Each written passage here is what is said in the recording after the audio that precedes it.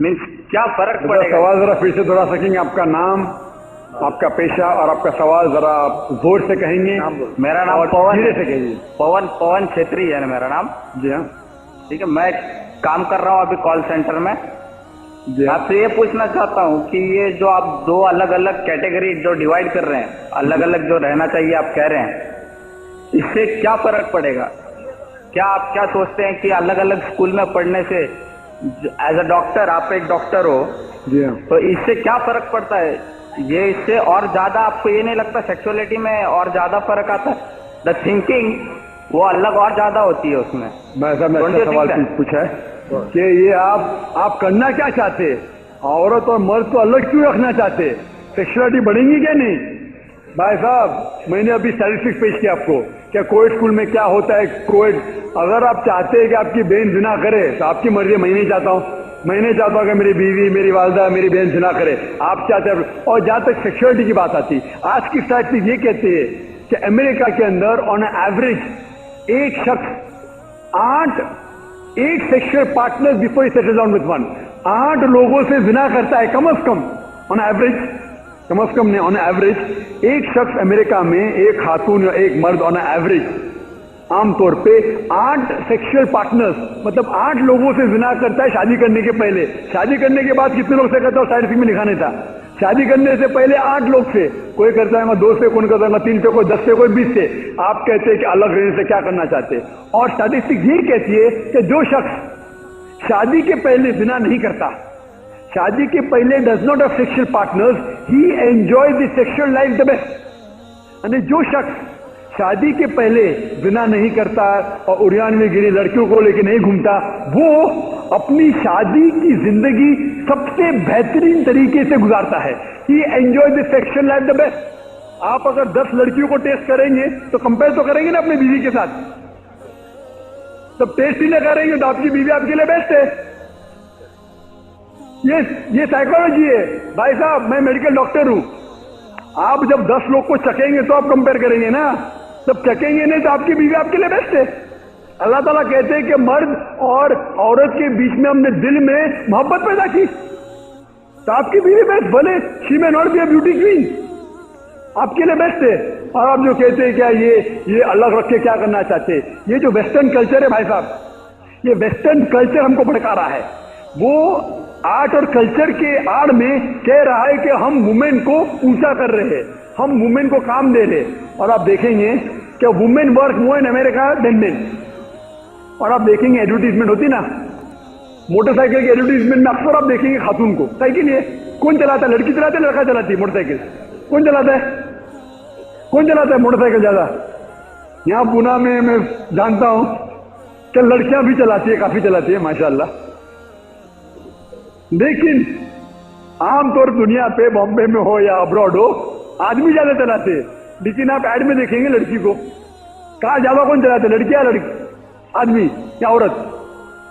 और आप देखेंगे ये प्रोडक्ट बेचने के लिए औरतों के जिस्म का इस्तेमाल किया जाता है। और एक फेमस एडवर्टीजमेंट है जिससे एक शख्स ने मुझे कहा था, एक फेमस बहुत पॉपुलर एडवर्टीजमेंट है जो BMW की। आप BMW कार को जानते हैं? सुनो, यंगस्टर्स के लिए मर्सिडीज कार का एक औहदा है, स्टेटस है। लेकिन नौजवानों में BMW मर्सिडीज की टक्कर में फास्ट कार है, तो नौजवानों के लिए BMW। एक BMW की मशहूर ऐड है जिसके गाड़ी के पीछे एक खातून खड़ी है बिकिनी में, बिकिनी जानते हैं ना, उस पर लिखा हुआ है test drive her now who the girl of the car. Eldridge में कहा गया आओ इसको चखो। किसको? लड़की को या गाड़ी को? एक लड़की बिकिनी में खड़ी हुई है, जिस्म ज्यादा दिख रहा है, और कहते हैं upliftment of women. It is upliftment, it is degradation, it is exploitation of a body. आप जो कहते हैं कि ये क्यों सेग्रीगेशन है, हम हमारे औरतों को इज्जत देना चाहते हैं। और शायद आप ये भी नहीं जानते कि आपकी किताबों में, मेरे हिसाब से आप हिंदू है, आपकी किताब अगर आप पढ़ेंगे, आपकी किताब Rigveda book number 10 hymn number 85 verse number 33, उसमें जिक्र किया गया है कि खातून को अपना सिर ढकना चाहिए।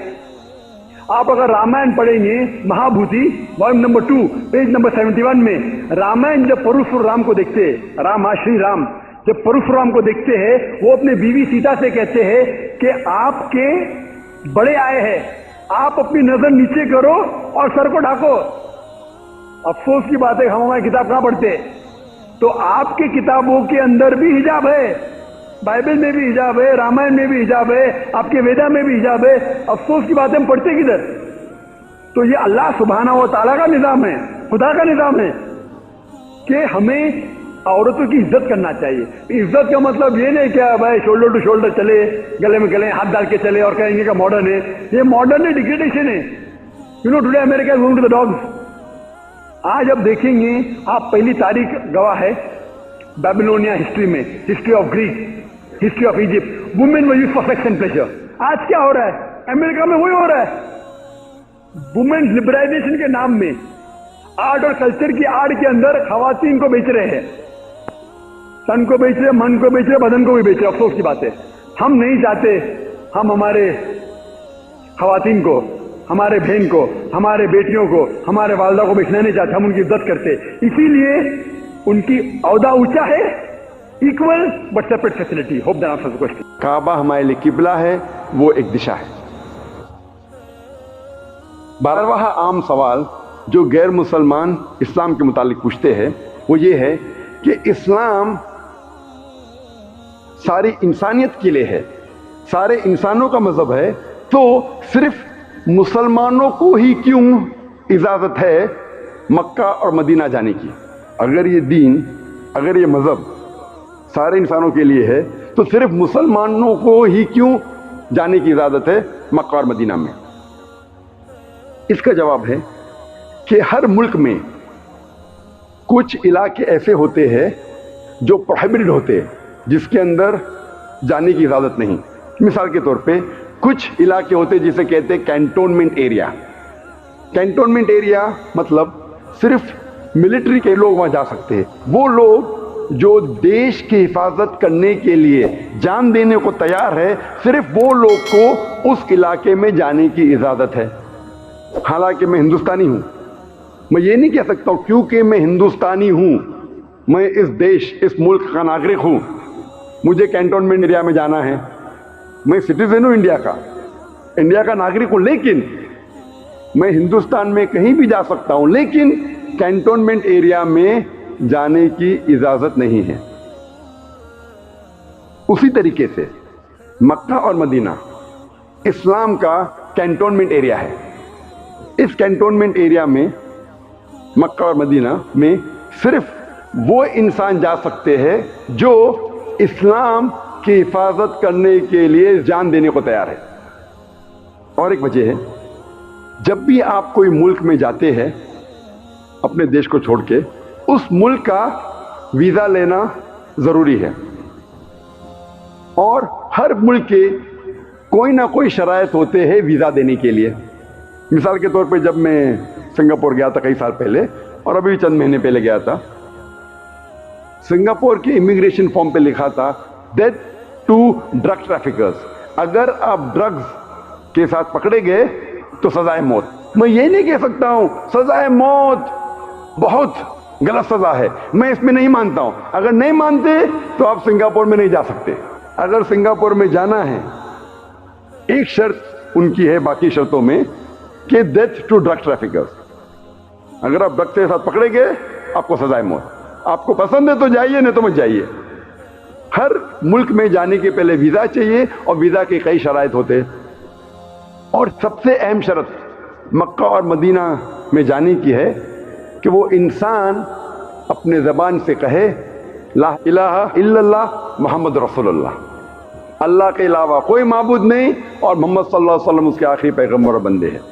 अगर कोई भी इंसान इस शर्त को मानता है, ये सबसे अहम शर्त है मक्का और मदीना का वीजा मिलने के लिए।